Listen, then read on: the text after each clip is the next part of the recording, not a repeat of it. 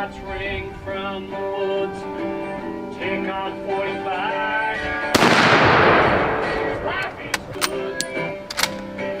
Shoot more ammo than he probably should. His comments here and there. He will land on a plane. Life is good. He probably wouldn't really if he could. He wouldn't be living if he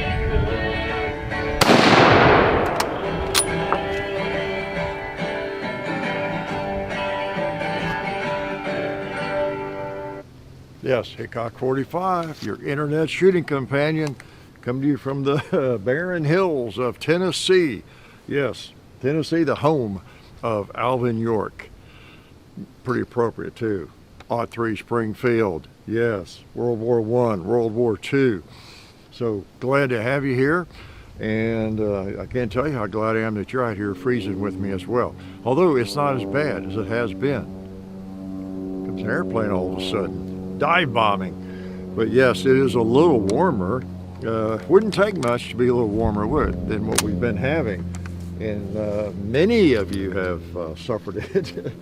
Not just some of us, but everybody to a more or lesser degree, pun intended, depending on where you live. You know, people up in parts of Alaska, north, Canada, anywhere, where it's always cold, laugh at us, I'm sure, you know, especially in the South, in Tennessee. It gets down to 0. That's kind of a balmy day for some people, but it's not for us. It's really cold when it loses all the degrees, it hits 0. There's no degrees left, right? I think I learned that 0 is nothing in high school. Actually, I should have learned it before then, right? But yeah, it's cold when it gets down below freezing, 30 degrees or something, doesn't it? It's cold, uncomfortable. You have to dress up, dress well for it and all that kind of thing. But when it gets down to 0 or 5 degrees and a little bit of wind on top of that, like it was last week, couple of days, guess what? I don't care who you are, it's chilly. It is cold. It's especially cold to us in Tennessee. We're not used to that very often at all. I mean, it gets 20 and 25. You know, and during the day, I'm talking about, it may get down to 10 one night, and it's up to 21 day the next day. But then before long, it's going to be back up to 30 or 40. You know, our average temperature here in the through the winter is probably like 40 degrees or something. You know, I mean, you know, overall.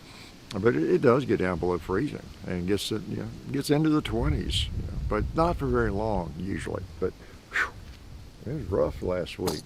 Ice and snow on top of that and everything. But we knew it was going to be getting better. And it has gotten a good bit better. Yeah, so nice. It's ironic that here we're now January the 1st, right? And we've gone through this incredible cold spell for us. And now we're coming out of it. It's like, oh, good. It's like springtime. Well, no, I don't think it's springtime. It is January the 1st. We're just getting into the good stuff. January and February, believe it or not, are the cruelest months. You know, T.S. Eliot said April was the cruelest month. I think January might be the cruelest month, although February is pretty good too. We've had our biggest snows and ice storms in February around here. So we got 2 cold months coming up, and Happy New Year. Right? January 1st, Happy New Year. And here we are. We're glad to be here, and it's starting on our, 4th year doing this. Doing the Sunday shoot-arounds. Disclaimer, which I always forget, this is a yakking and shooting video. I guess a lot of them are kind of yakking, right? But about a gun at least. Yakking about a gun. I do a lot of that on Sundays as well. You know, you have to admit. So yeah, we're into the 4th year now doing this. 157 kicks it off, and hopefully we'll be here next year doing it, right? So yeah, January the 1st, pretty cool. And of course, Ballistol, my favorite underarm deodorant, appreciate their help. And Talon grips. Seems like every pistol I pick up has Talon grips. I've got one out here today that doesn't have them on it because it's a brand new gun. Well, no, it's not borrowed. Yeah, so we'll see. I may put some on it. I'll talk about it in a minute. I haven't fired it yet. Yeah.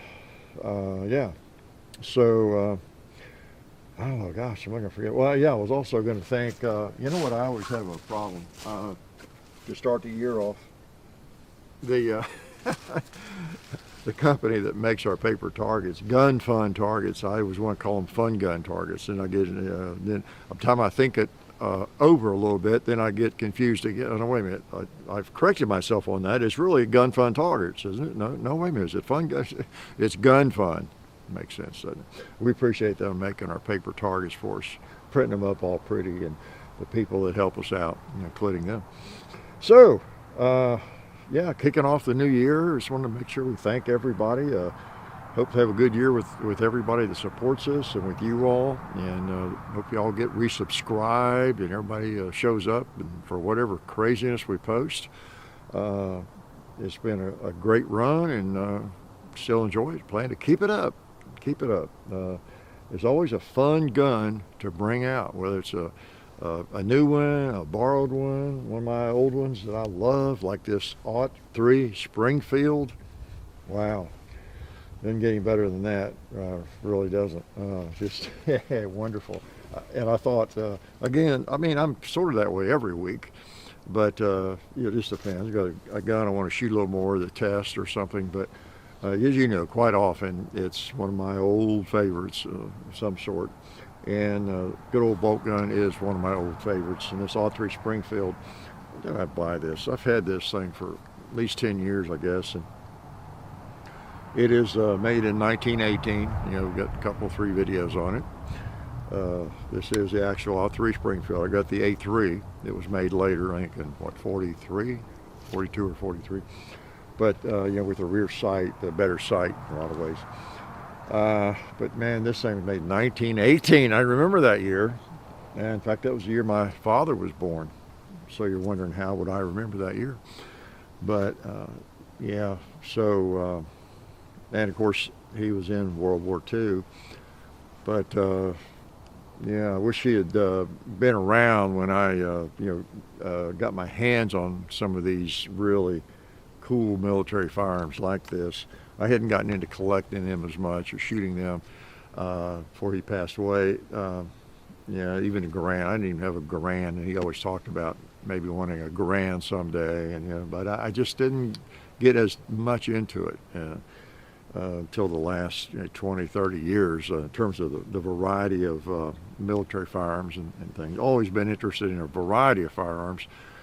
Everything from muzzle loaders to AR-15s, of course, even back in the 80s, and 70s, but especially in the 80s. But just didn't get into the World War I, World War II firearms, rifles, and that kind of thing. Had 1911, but so anyway, here we are, and this is a wonderful, wonderful rifle to start the year with, isn't it? Just a beauty. And as I say in the video with this. This has a serial number. Many of you know about these. It's, and you can argue that deal. I think it was everything before 800,000 in the serial numbers range. That there was maybe a little issue with the manufacturer and the chamber, wasn't heat treated right or something, all kind of, because of the lighting in the factory, and there's lots of stories about that. But after 800,000. That's not supposed to be an issue at all. And a lot of people say it never was an issue. It was just made up, So, but anyway, I wasn't sure. I'm not an expert. Is anybody an expert and things like that? The myths or the stories that come up. So I just said, well, if I get one, I'll make sure it's after 800,000 and it won't be an issue, whether it's a myth or not. And because I'm kind of a myth myself, And it's 30-06, if I didn't say. I assume people watching on Sunday know more about firearms, but that's really wrong, because I see comments from people who's brand new, and then people just see a certain gun in the thumbnail and, hey, cool, and they come and then they realize how uncool I am, because I yak too much. But anyway, yeah, 30-06, back when that was the military cartridge rifle round, right, 30-06. And let's just shoot it again. You want to? I got some clips out here. Yeah, these I don't mind. I'm always bad mouthing clips. I think recently when I had, you saw the Lee Enfield. I might have mentioned it again. I know I do in videos. I just hate the Lee Enfield clips, or Chargers, whatever they call them. They're horrible. I don't like the SKS clips either. Maybe it's because a lot of the ones I have are just hard to use, and I don't use them correctly, I guess. A 10-round clip is a little more problematic to begin with. And if it's not worn, it's, I don't know, it's just a little iffy. I'm not in battle, or I'd work that out. I love the clips of this and the Mauser, the Swedish Mauser. It just works so well. You saw that. It works so well, so smooth. And that's one reason I just soon have this or a Mauser over the Lee Enfield. I know that's sacrilegious, but I would. Big old 30-06. I wonder if it'd blow the target down if I shoot it. Are we recording? Yeah. Oh man, it wasn't too easy on it, was it? 30-06. Oh boy. Oh, these milk jugs are kind of icy right here. Still frozen. Yeah, that's what icy means, doesn't it? I didn't have to explain that. Yeah, those jugs are icy. That means they're frozen. Aren't you glad how I explain things for you? They're beginning to thaw. Let's get a bowling pin right here behind that 2 liter. Rolled him off there, didn't it? Something felt loose. I guess it was that butt pad I've got on there. All right. Oh, the target blew off too.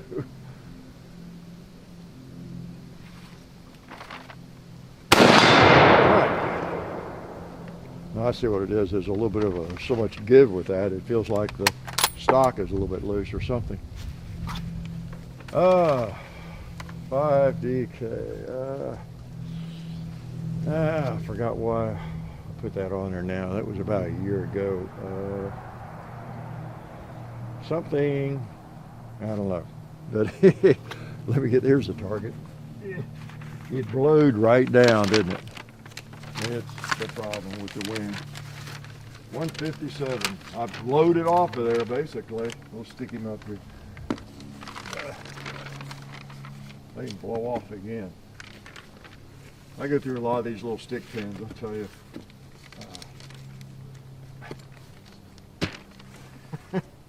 There you go. I knew that would bother you. Some of you, the OCD, you can't stand when they do weird things like that, or one of my collars is buttoned and the other's not. Mr. Fashion, right? So anyway, yeah, Happy New Year, and thanks to everybody for being around. Hope you survived all the cold weather we've had, and you got your New Year's resolutions in order. We talked about that. Was it last week? Or I don't know, week before, whatever. But how those are made to be broken, aren't they? But maybe if you're sober yet from last night, you have made a resolution, and maybe you'll stick to it this year. Like I talked about, maybe the way to do that is take it little bitty baby steps at a time, and works really well for me, and probably a lot of people. Somebody recommended a book for my mentioning that. What was the name of that? It was the Kaizen Way. In fact, I ordered it, the Kaizen Way. This is about exactly what I was talking about. I'd never heard of that. So, it can be very, very effective for people just to bite off a small bite, and then you're more likely to do that, and then it kind of leads to bigger bites, doesn't it? Whatever your resolution is, to do something better, to not do something, quit doing something, start doing something, and all that sort of thing. And of course, there's lots of things that, wow, we humans are so lame in so many areas, aren't we? So most of us, and keeping up with things, or diet, or money, you name it. It's hard work just to keep up. Anybody that's retired, I'm sort of not really retired. I spend a lot of time doing this, but I'm kind of retired, I guess, from my other job.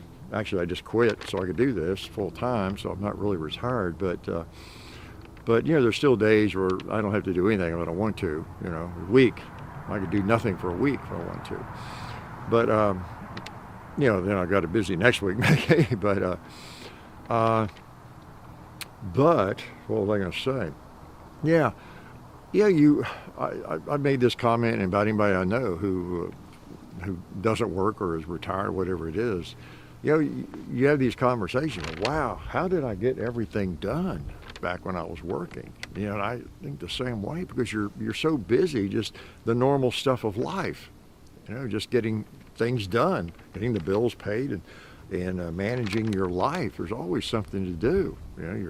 Your taxes done, whatever it is. Wow, go always need to run and get something, a hardware store, right?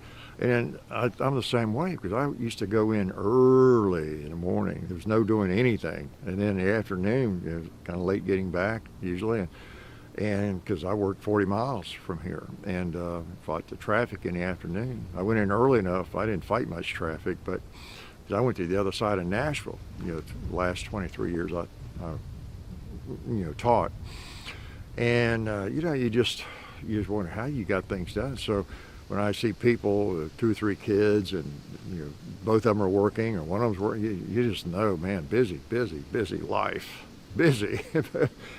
Just a lot to keep up. Speaking of taxes, that's coming up, and sending my last quarterly tax, and getting stuff together for that. Lots of stuff to get together, and the numbers and just everything.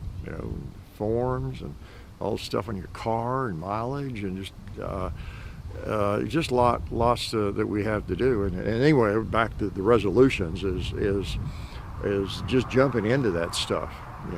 If procrastination is your problem, which is my problem, but I've gotten better about it. That's one I think especially works well if you just bite off little chunks. I really do, and just get a little bit better and get at that whatever it is you've been putting off, and just do a little bit of it. A minute's worth or 5 minutes worth. That really has helped me. So anyway, I don't know. Same with diet. Just gradually cut back on something or change slightly. That really worked with diet for me, because I think when I'm out eating with people or eating here, whatever, that they just, wow, how do you eat the eggs without any toast? And how do you eat a hamburger with no bun? And there's different things like that. I eat a hamburger if I get one like a steak, and some butter on it, salt, make it like a steak. It's good, really good if it's a good burger. Like I bragged on Culver's. I love to go to Culver's and just get the burger patties, cheese. Get some. They give you a choice of cheese even there, cheddar cheese and just on a plate, and I eat it like a steak, knife and fork, and they are so good. It's not like when but anyway, what my point was going to be, I gradually got off of bread and things like that, gradually, and then the more I studied it, I was initially doing that to lose weight, like over the last 2 or 3 years, gradually cutting down to 1 piece of toast with my eggs, whatever.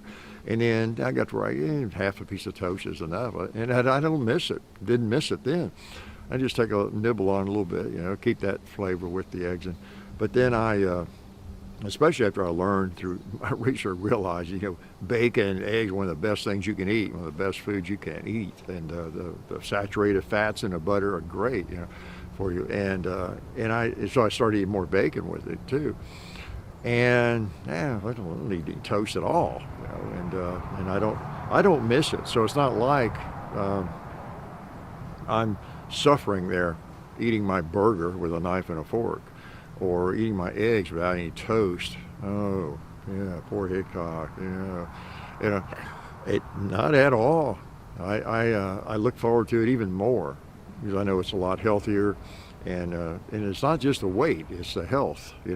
The grains and the starches and all that stuff are just not good. The carbohydrates, and so if I eat something that's a carbohydrate, it's starch, got any sugar, which it all does, basically some kind, I make it count. I pick my poison wisely. If I'm going to eat something, I'm not going to eat bread. You got the carbohydrate, the white flour, the bread, the grain. You got all this stuff I don't want anymore. But if I'm going to eat something, I get a dip of ice cream. By gosh, that's what I will eat. That's rare. things like that. I'm not going to randomly eat a bunch of pasta or something or pizza just randomly because that's what's available. If I want pizza, I think, okay, I've been really good this week. I might eat a bite or two of that, or a piece or slice or two of that, you know, and I don't miss it. That's the thing. We are really, really adaptable. You know that. You've probably done some things like that yourself. You just gradually do away with something, or you start doing something. Then you can't imagine ever not having done it, or ever having done it, or eaten it, or whatever. So it's just a fact of life. Okay. So anyway, New Year's resolution. Just a little more preaching on that. You can do it. I mean, whatever it is, you can do it. Just if it's cold turkey works best, do it. But if you do it gradually and just gradually cut down, you won't miss it for sure. I mean, that's my opinion. All right. But while you're doing it, if it's diet or if it's manage your money, but whatever you're doing, I highly recommend you be doing your research along the way as you're doing it. It functions as a motivator and an educational tool, of course. Read books. There's great videos on everything, especially on finance and diet. At least you got to go to the right people. You know, it's like an alien comes down and says, "I'd like to learn more about politics." Well, yeah, there's all kinds of political videos and books, aren't there? It's just which ones you read, right? But so anyway, find something that kind of supports where you're wanting to go. And I mean, look at a lot of different things, but figure it out and read. That'll help keep you motivated, I promise.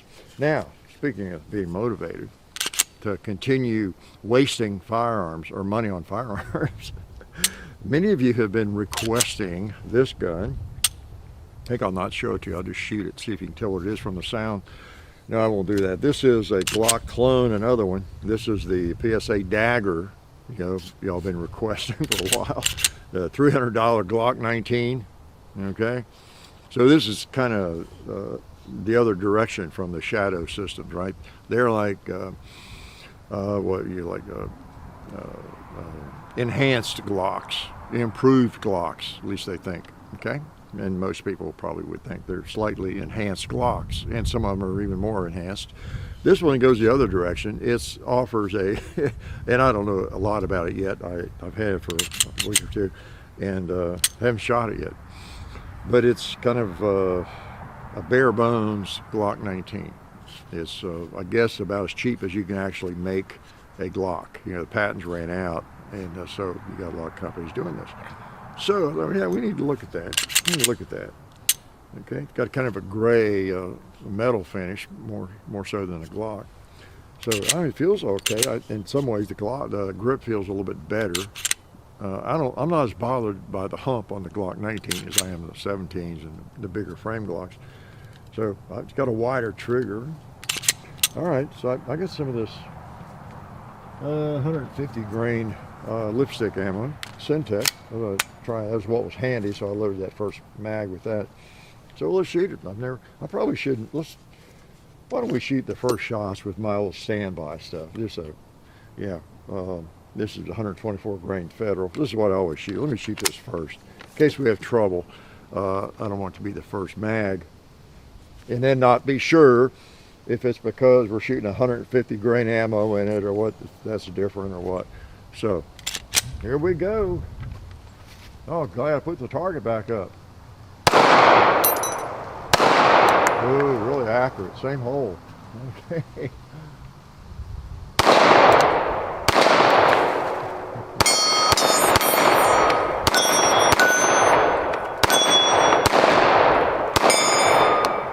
Reach out.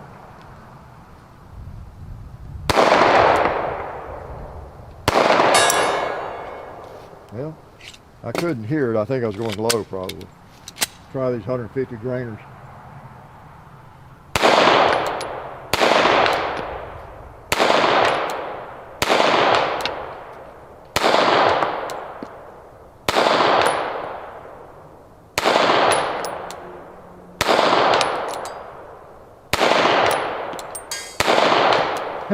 No, I think those are blanks.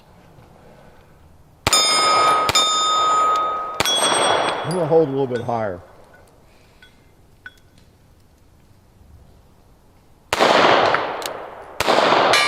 Okay, that one hit. I'll tell you why. I went back to the gong because the recoil impulse was so much less with those. And well, maybe because I was holding on top of the gong on some of those misses, but I went up a little above it. I'm always reluctant to hold. If I want to err, I want to err on the low side, shooting around here.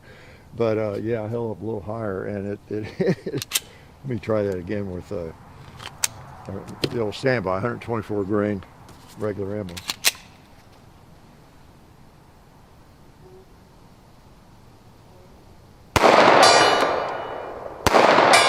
Okay, I was holding right on with that.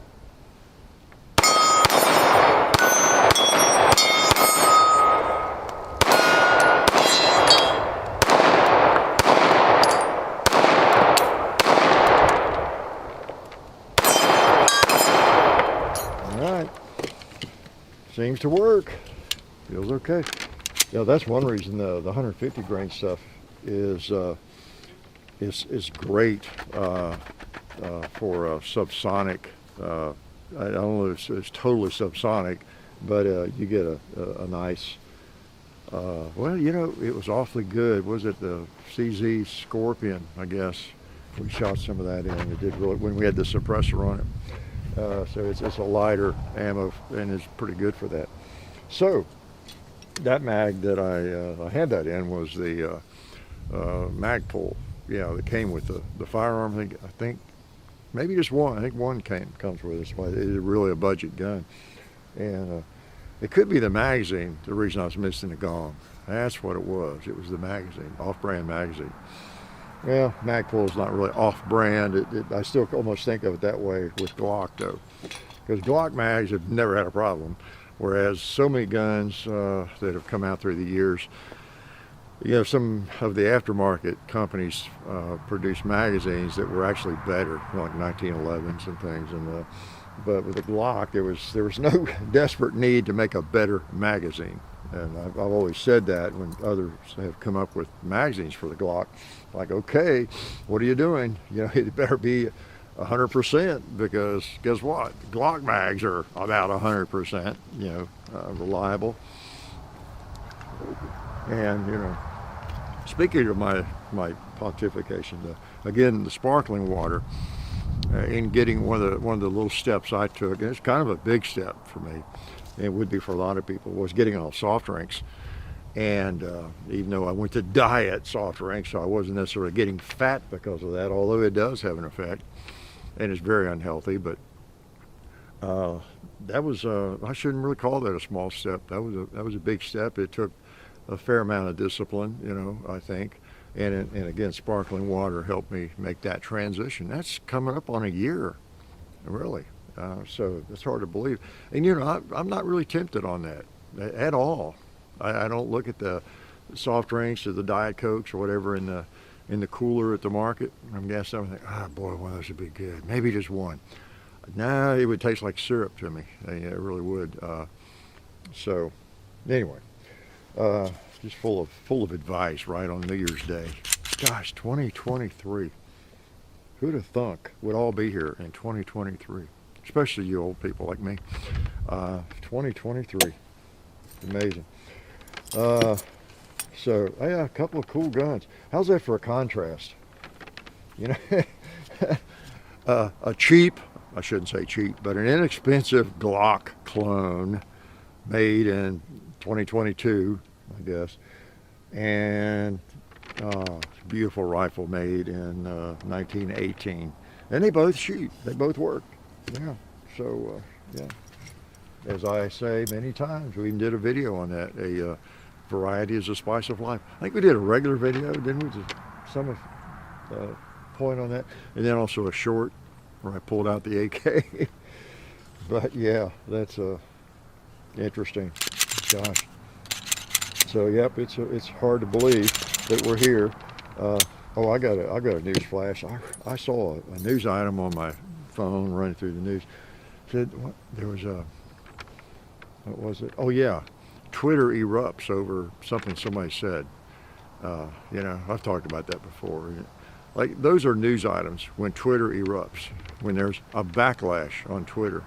Now, with Elon Musk, obviously Twitter is going to it's going to make a little more maybe sense, and I don't know, maybe a little more civilized, all that, which I greatly applaud. But by and large, social media is social media, and if a backlash takes place, or the Twitter mob or whatever erupts over something, the backlash erupts, or however you want to phrase it, no kidding. Is that news? Is that really news? What's the percentage of people on Facebook or Twitter or anywhere, YouTube for that matter, anywhere, that lives to erupt? They're professional erupters, aren't they? They're professional erupters. They have now not everybody, sometimes a backlash or people getting upset with something is, it's legitimate maybe, or, you understand it. Okay. But by and large, you know what I mean. People live to be offended. They live to be bothered. It's the whole reason they hang out on some of the social media sites, is so they can find something to be offended by or to erupt over, or that they can interpret as being racist or something. They look for it, and guess what? If you're looking for that, you'll find it every time. And so I just always laugh when I see those headlines. It's like, what's that publication, The Onion? It's like a joke. Like, is that, this is sarcasm or irony. Somebody's created this article. No, it's real. They think it's real. So anyway, how many of you watched It's a Wonderful Life this week? I had to watch that again, of course. It's a yearly ritual, and it ended the same way. I mean, it really did. I was not surprised. I just always liked Jimmy Stewart, who, by the way, speaking of military, he was the real deal in World War II, basically a hero and quite a fellow, and came back and made that movie. Amazing.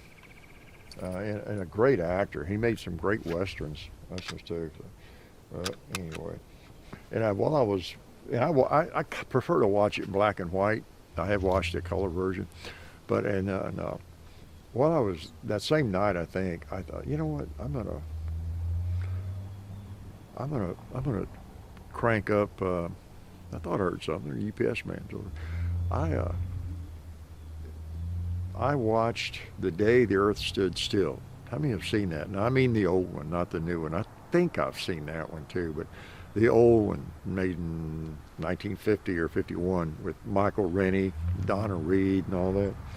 If you haven't seen that, The Day the Earth Stood Still, it's a neat old movie for a lot of reasons. I think you would enjoy it. Most of you probably seen that. Some of you young folks might not have. That bowling pin. You see all those leaves blow? It's funny. It never fails. Somebody sees that happen. Oh, man, you see that ricochet? Yeah, I saw the ricochet. I saw that blast ricochet off the ground.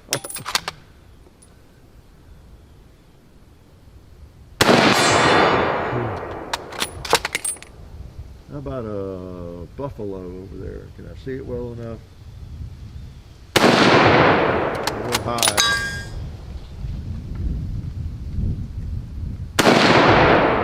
High again. Yeah. Boy. Well, I mean, I was holding the sights too high. Yeah, that thing is a jewel. It really is. Y'all have seen that, many of you. Some of you have not. R3 Springfield, patterned at the Mauser. Yeah, we used basically the Mauser action on that, right? Whether or not we paid them for it, there's a lot of controversy over that. We were supposed to, but that's why it's such a nice rifle. Basically a Mauser action, that big claw extractor and all that. Just a wonderful, wonderful rifle. It has the magazine block on it. Just so nice. 30-06. What a beaut. What a beaut. So, wow, where'd all that brass come from? Okay. So, all right, let's shoot this pistol some more. Yeah, one of the things that's kind of neat about that, the day the Earth stood still, was Michael Rennie. I remember my mother always liked him as an actor, and Jimmy Stewart. But I saw that at the theater when it came out. I sure did with my brother. I think I was dragged along. Now, when I say when it came out, I think it came out in '51. I probably saw it 2 or 3 years, 4 or 5 years later.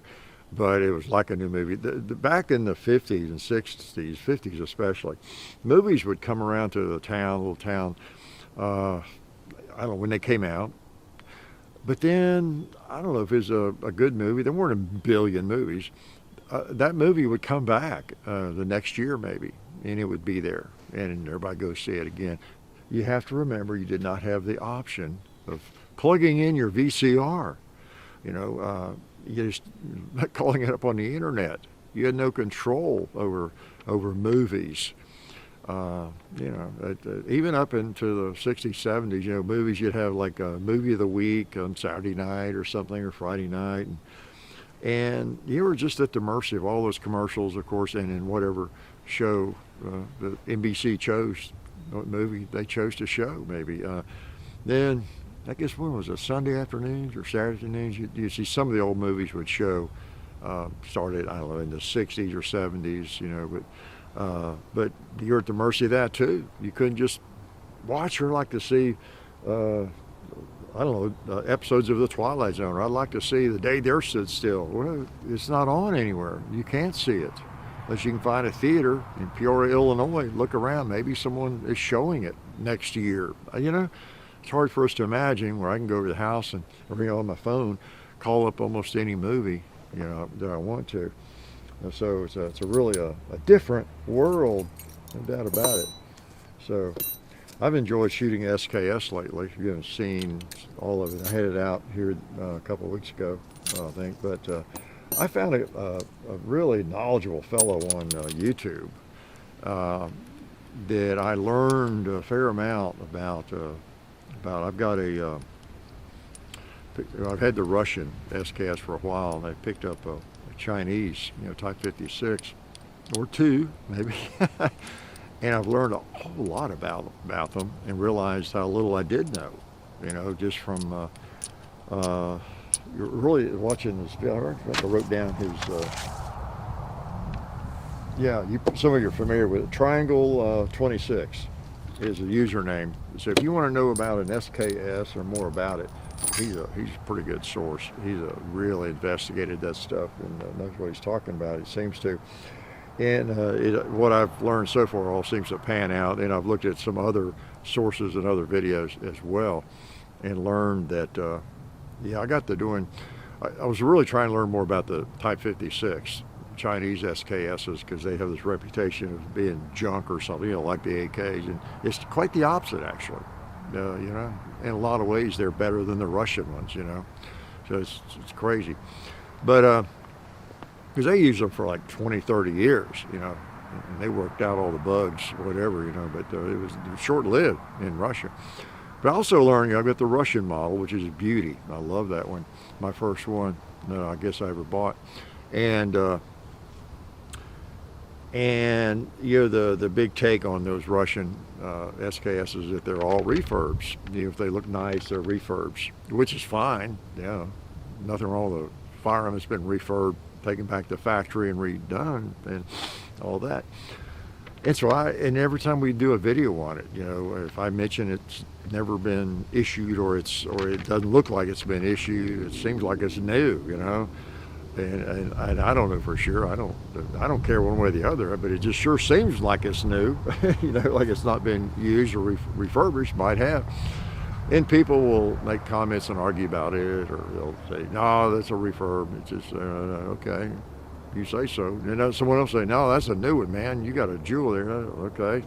So so anyway, I dug into that pretty deeply and found some places and what to look for, both in the stock. Markings, refurb marking, all that kind of thing. I learned enough to go a little bit beyond being dangerous, and I got mine out with my magnifying glass. I looked it over carefully and learned that, yep, it is.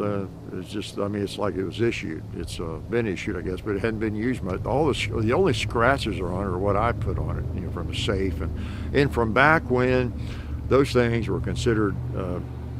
Well, they weren't ever considered really junk. They're nice guns and well made, but they were so cheap. Like $59, $69. I paid $99 for that one. So you tend not to take it seriously, and you just say, well, it's a $99 gun or it's a $69 gun. I can go buy 10 more if I scratch this one up or break it. And of course, that's not the case now. But anyway, yeah, my Russian SKS has definitely not been refurbished. There's like 5 or 8 things that pretty much confirm that. It's pretty obvious. And even some little things to look for I learned about that are dead giveaways. Yeah, it's not been refurbished, and so it's kind of cool to have that. I learned that, and then how to date them, date the Chinese models and all that sort of thing. So anyway, but yeah, if you're interested, and if you got SKSs and you're not sure about them, there's a lot of great information on his channel and others. So what else? Let me shoot this again. Okay, like I said, this is called the Dagger, and you all know better than I did because you've been requesting that I grab it and shoot it. Yeah, I knew I had another loaded mag. Okay, now I'm using Glock magazines. Why? Yeah, so here's a Glock 17 mag. Let me take another shot, see what I think about it here.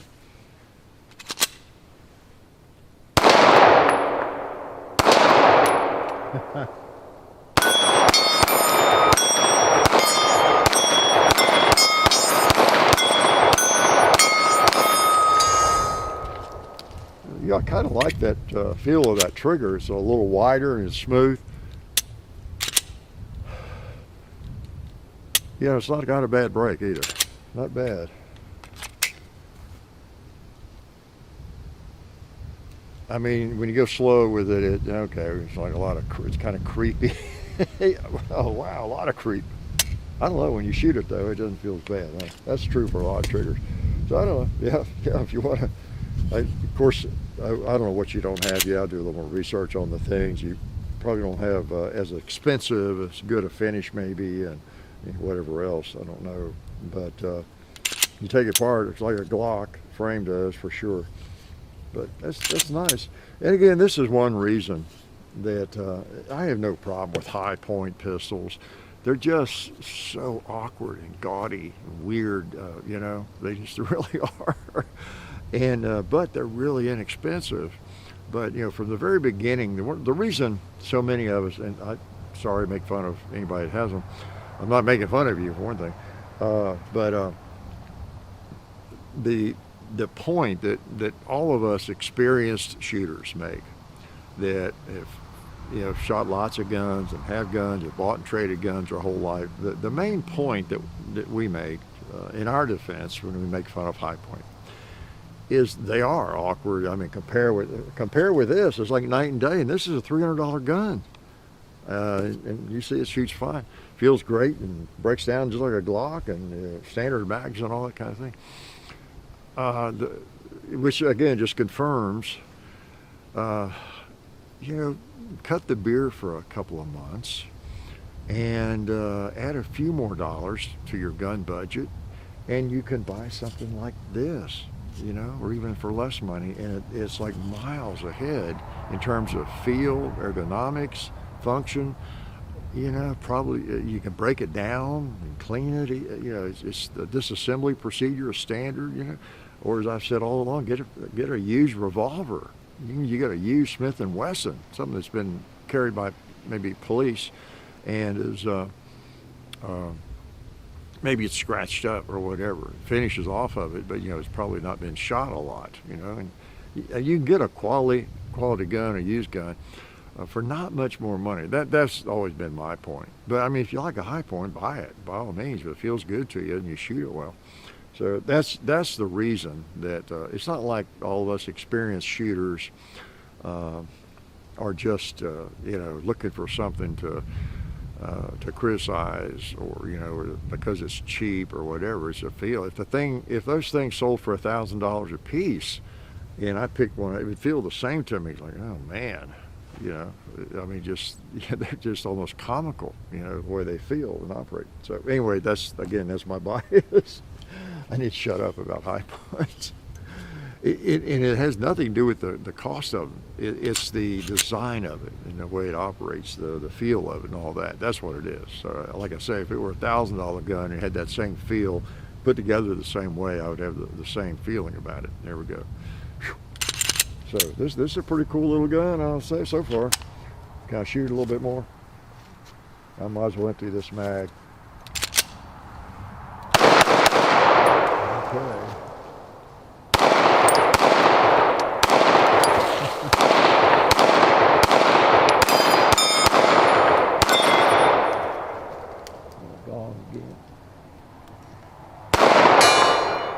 I heard it on the last shot.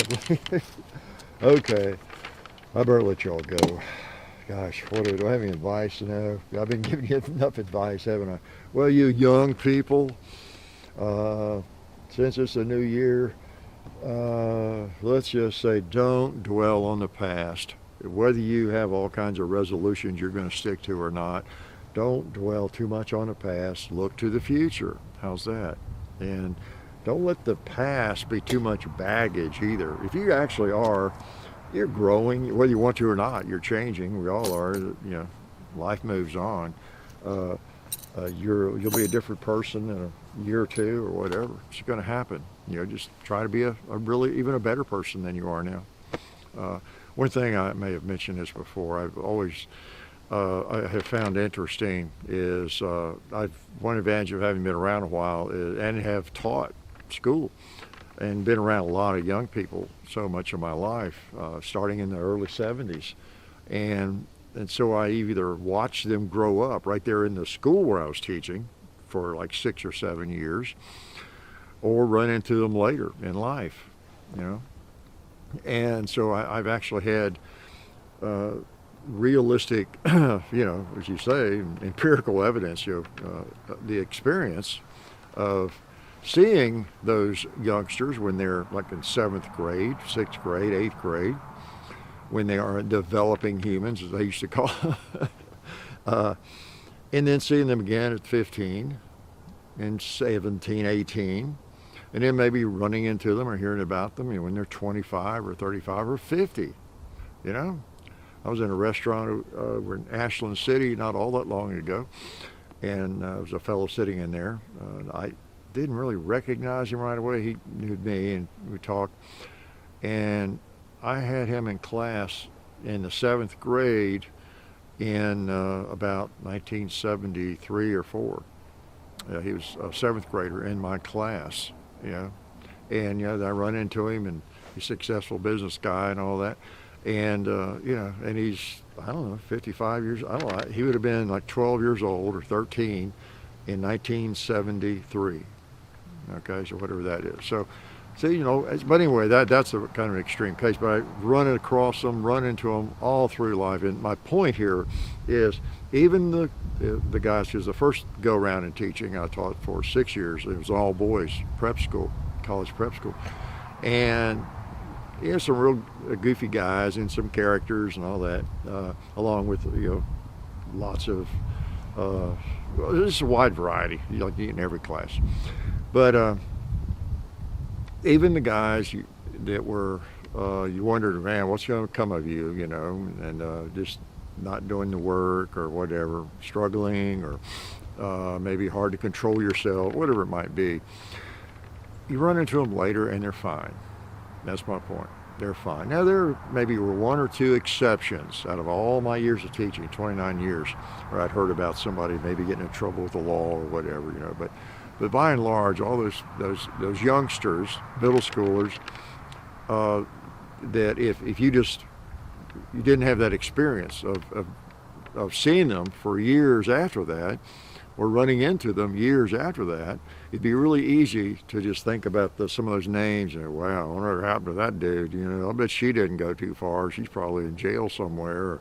or never did learn to drive and drove off a bridge, or it's real easy to form that opinion of people when they're 12 years old. They're developing humans. They're not who they're going to be.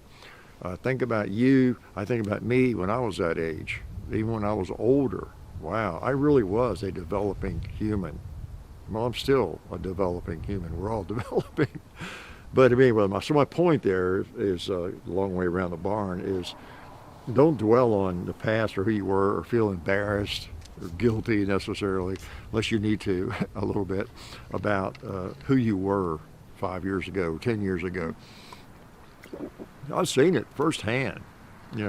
We're all goofy when we're teenagers. We're still goofy when we're in our 20s. We may be goofy and useless when we're in our 30s, but you can mature and turn it around because we're always becoming a different person. And I also observed, I run into a student that he might have been a bit of a character in my class or in everybody's class, but in there almost a little sheepish. You can tell they're embarrassed almost. Oh God, there's Mr. I remember in his class I goofed off too much, and I know that's what he's thinking when he sees me. You can imagine I had the same reaction when I used to see an old teacher. They're all gone now, but no, you don't look that way. If you've been around a little bit, everybody is a little goofy and immature. Imagine that, when you're a teenager, So anyway, and then also in your 20s or whatever, like I said, I'm not sure anybody should be able to do anything until they're about 30. I thought I was mature at 20, 25. I don't think so. Forgive yourself or, give yourself a break. Everybody's an idiot when they're a teenager. Few exceptions, but almost everybody's an idiot and does idiotic things. Yeah, so it doesn't mean that's who you are. Yeah, that's not who you are. You can improve. Yeah, and you can come along. You know what? Before I let you go, I got to take just a couple more shots for this thing, right? I mean, something. Yeah, it's that butt pad. I guess it's doing weird things. The delayed cushion. It's a little bit thicker than some of the others. All right, a clip. The last clip. 30-06. Boy, it's a great way to start the new year. Shooting an .03 Springfield, 30-06. Get that propane. How about this bowling pin right here? That thing. Oh, there's one on a stand. I thought I was going to miss it.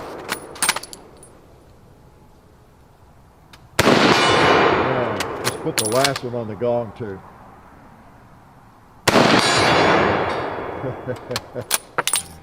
Oh yeah, it's got a cool serial number. That's neat. I got that at the Louisville Gun Show, I believe, years ago. I have to look it up. So, yeah, as you've noticed over the years, in fact, in 2002, it kind of caught up with me. I was a little surprised. I got to looking back through my records, and I realized, oh yeah, that gun's coming up on 25 years. So was that one. So in the last 3 months, we've posted, I think, 3 different anniversary videos, and I said, so what? I try to keep better track of that because every 20 years or whatever, or 25 or 3. It gives me an excuse to bring one of those fine firearms out and have a little celebration and shoot it. It's just cool. So many of us have let so many firearms get away from us, right? I've got a video on that, what's called the ones that got away, and I've talked about that a lot. We've almost all of us that have been into firearms very long have made that mistake and let some get away, right? And so, so it's just nice when you have a firearm that you've managed to hang on to for 20 years or 25 years.